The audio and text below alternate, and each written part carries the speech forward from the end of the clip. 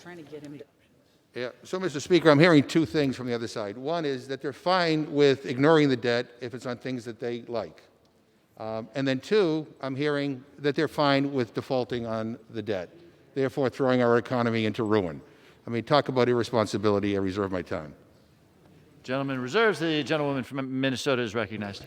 Mr. Speaker, I yield 2 minutes to the gentleman from Texas. Gentleman from Texas is recognized for 2 minutes.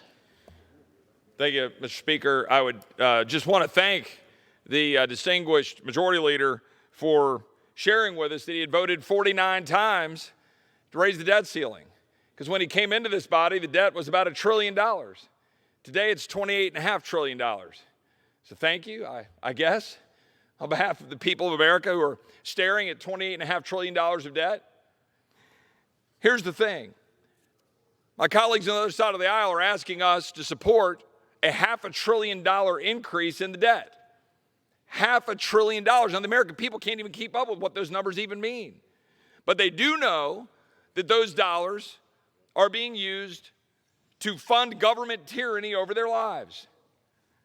That's what those dollars are being used for a border that's not secure, for cartels that are ripping into Texas, for critical race theory being taught to our children, to not fund police, to have the FBI going after parents in school boards, vax mandates, shutting down businesses, forcing people to comply or they lose their job,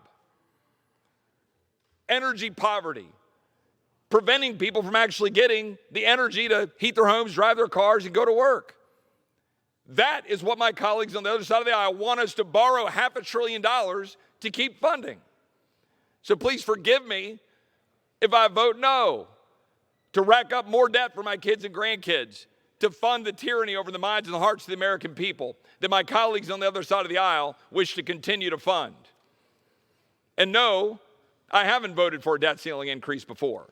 And I certainly haven't voted 49 times to raise the debt from $1 trillion to $28.5 trillion, as has the majority leader.